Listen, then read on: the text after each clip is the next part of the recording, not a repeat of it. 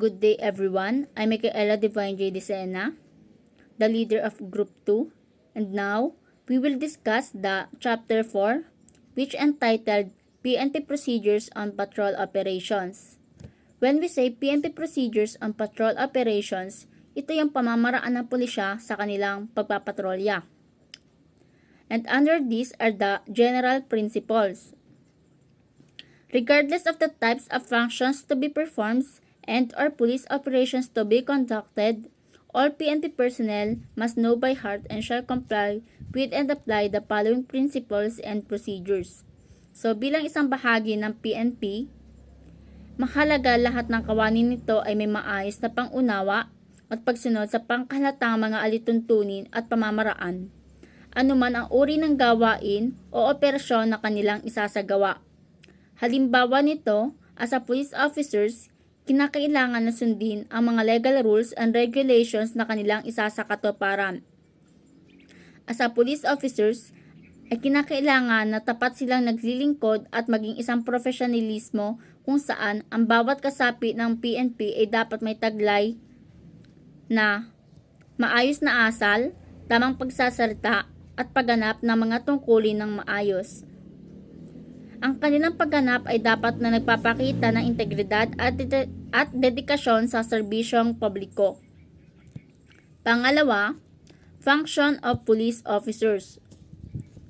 When we say function of a police officer, ito yung task and responsibilities that law enforcement personnel undertake to maintain public or community safety. At ilan sa kanilang responsibilities are to serve and protect. The responsibility of every police officer is to serve the public and protect life and property. No police operation shall be conducted in order to serve or protect the illegal activity of a particular person's group or criminal syndicate. So, to serve and protect, ito yung pangunahing responsibilidad ng mga pulis kung saan kinakailangan nilang paglingkuran at protektahan ang buhay ng mga tao, ganun din sa community at sa kanilang pag-aari or ari-arian. Bukod doon, nagpapatupad din sila ng batas, rumiresponde sa komunidad at nagbibigay ng tulong sa mga taong nangangailangan. Pangalawa, to observe human rights and dignity of person.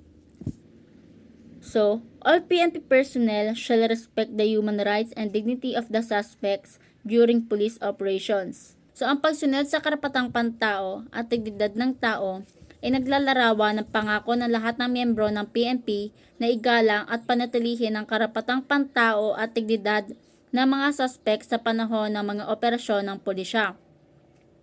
Halimbawa na lang na ang lahat ng PNP personnel ay dapat na magtaglay ng mataas na antas ng pagpapahalaga sa karapatang pantao ng bawat individual. Ito ay kinabibilangan ng karapatan sa malayang pamamahayag, proteksyon at hindi makataong pagpaparusa. So as a police officers, ipinagbabawal din ang paggamit ng hindi makatarungan o labag sa batas na pamamaraan sa pag-aresto o pag-iimbestiga. Dapat sundin ng mga opisyal na pulisya ang itinakdang proseso sa pagpatupad ng kanilang mga tungkulin, kung saan bawal din ang pananakit sa mga suspect dahil kinakailangan ang bawat isa ng tamang pagtrato. Another are the police uniform, attire, and accessories. Under this is the agency prescribed uniform. A police officer shall always wear the agency prescribed uniform which is appropriate for the kind of police operation to be undertaken.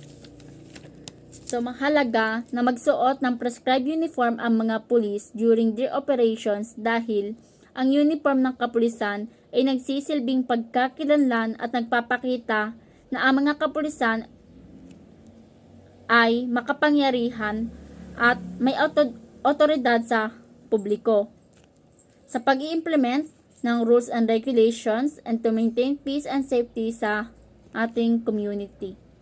Yun lang po.